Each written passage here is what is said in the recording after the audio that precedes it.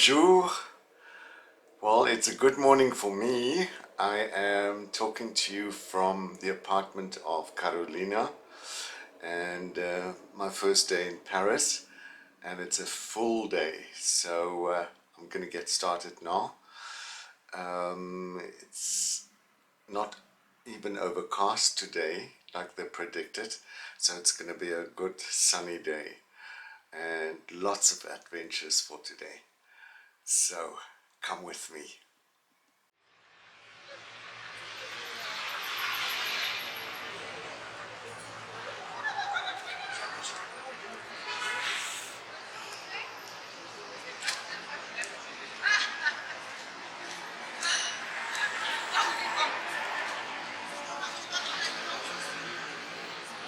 Right, I'm having a quick cappuccino and croissant break on my way to the Opera House.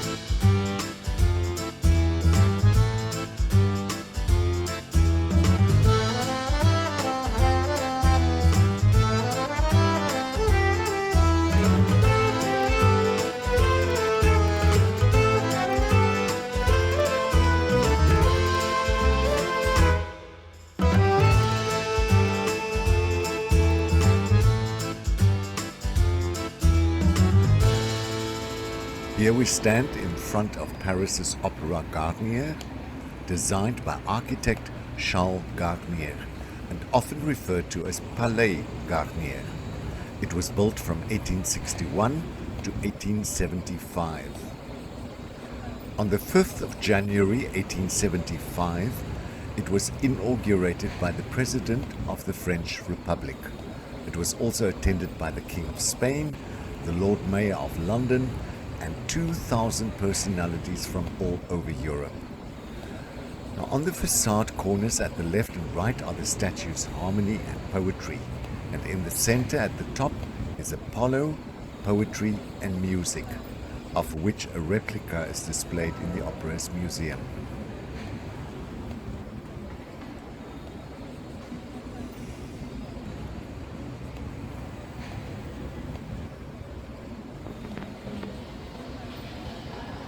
The central section features 5 medallions with the gold letters N and E, which might look like an F from down here, but they stand for Napoleon and Emperor.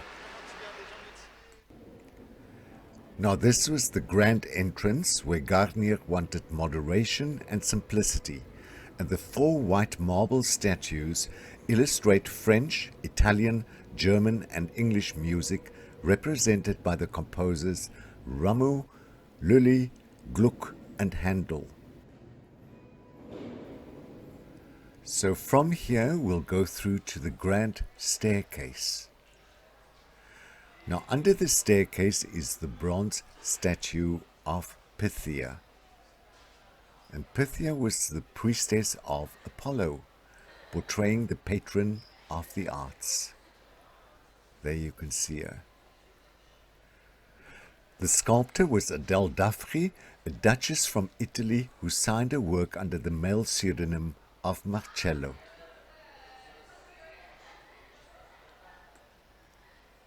and Garnier himself designed the two bronze candelabra flanking the statue.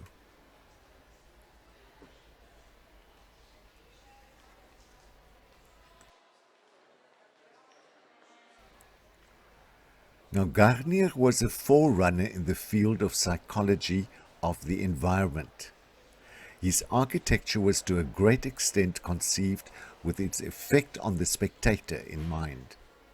He thought the higher a space was, the greater its symbolism. And therefore this staircase is the highest space in the building, 30 meters, almost 100 feet. He wanted the audience to feel as though they themselves were the performers. So each floor has balconies, allowing the audience to admire the spectacle of high society and also take part in it. The main staircase of the opera therefore becomes a stage surrounded by a genuine theatre. So let's go up this Baroque staircase.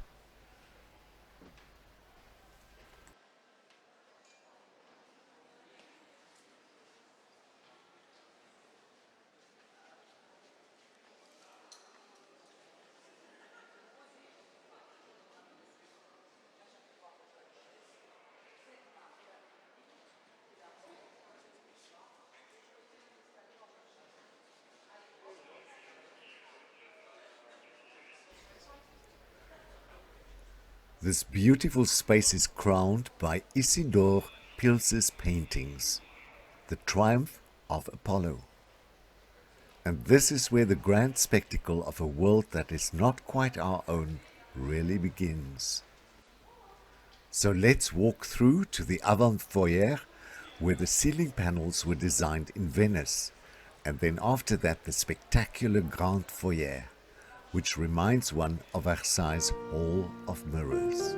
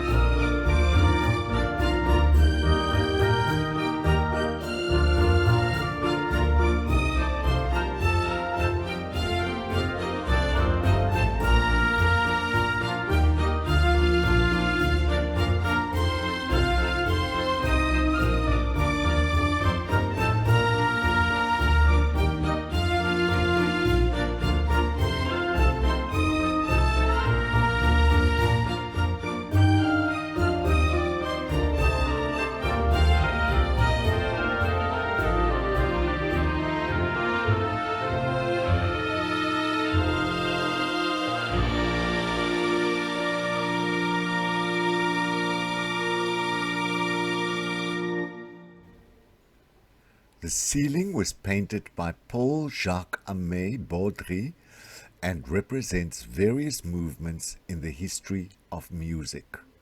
The central rectangular panel is music, while the oval panel is comedy.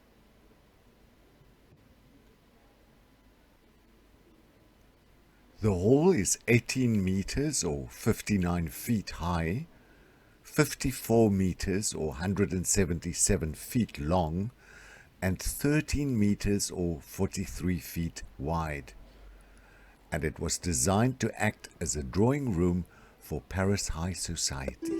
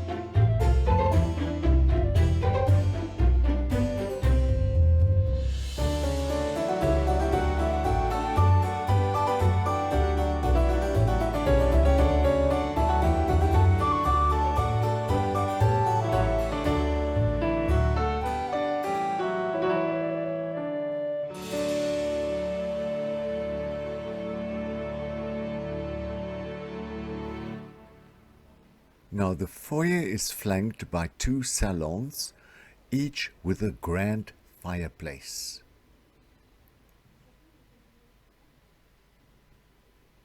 And on the other side, another one.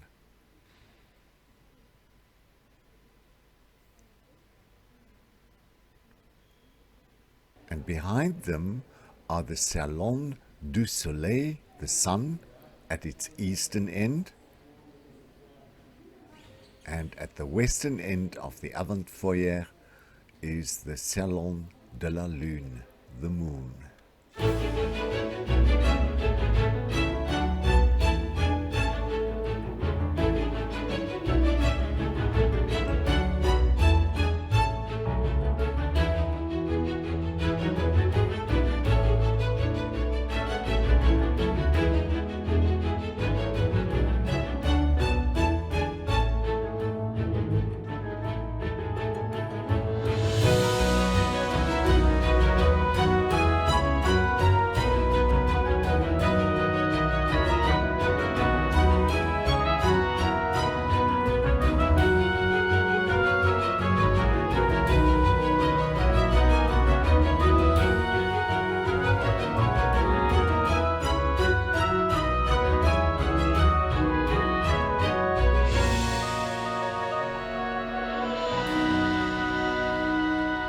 In 1964, a new ceiling painted by Marc Chagall was installed on a removable frame over the original. It depicts scenes from operas by 14 composers. And the 7-ton bronze and crystal chandelier was designed by Garnier, but on 20 May 1896, at exactly 3 minutes to 9, one of the chandelier's heavy counterweights broke free and burst through the ceiling into the auditorium, killing a female audience member. This incident inspired one of the more famous scenes in Gaston Leroux's classic 1910 Gothic novel, The Phantom of the Opera. But more about that later. The stage is the largest in Europe and can accommodate as many as 450 artists.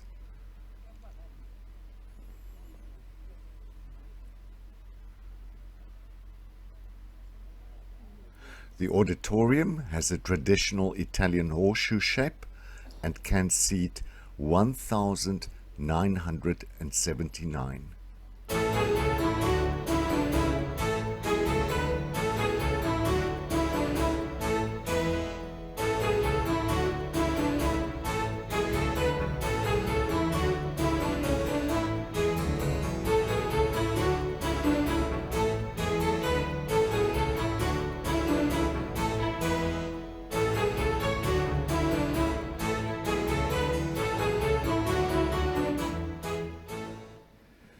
Here you can see some of the private lodges or balconies.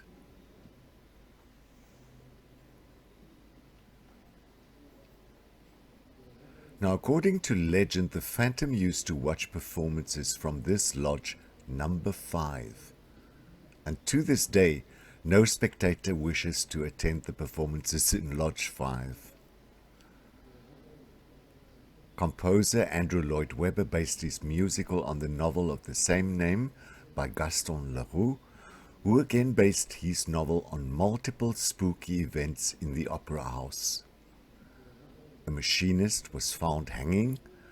One could have said it was suicide, except that the rope was missing, and soon after, a dancer lost her life after a fall from a gallery. While everything in the musical did not actually happen, many elements of the show and the novel it's based on are taken from real stories of what happened. For example, the devastating chandelier accident. And the Palais Garnier does have an underground lake, and legend goes that a faceless man once lived there. In reality, the lake had a much more practical purpose, keeping well and steam pump water away while the opera house foundation was being built. Now Leroux also claimed that a body that was unearthed below the Palais Garnier belonged to the would-be ghost and proved his story. The fact that the basement was used to hold prisoners at one stage is a more likely explanation. Now, Christine is a fully fictional character, but some say that she was inspired by Christina Nielsen, a soprano from Sweden who enjoyed a 20-year career as an acclaimed international opera singer. What's certain, though, is that Weber's real-life romance inspired the character of Christine, because at that stage Weber was married to Sarah Brightman, a classical soprano, and he wrote the role of Christine especially for her, composing the character's songs to fit Brightman's vocal range.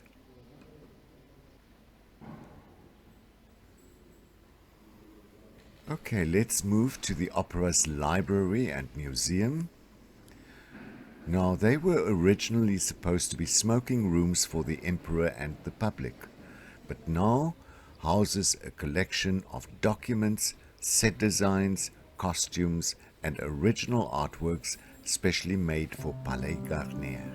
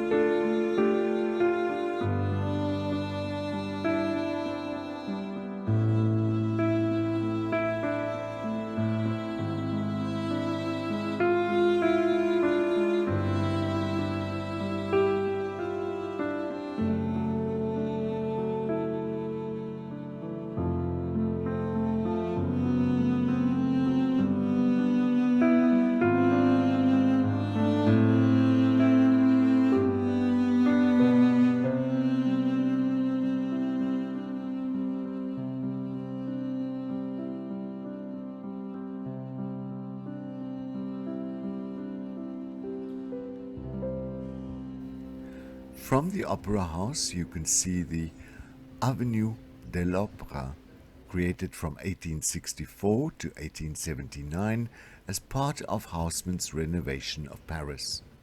It runs from the Palais Garnier to the Louvre, which you can see in the distance. So till next time, au revoir.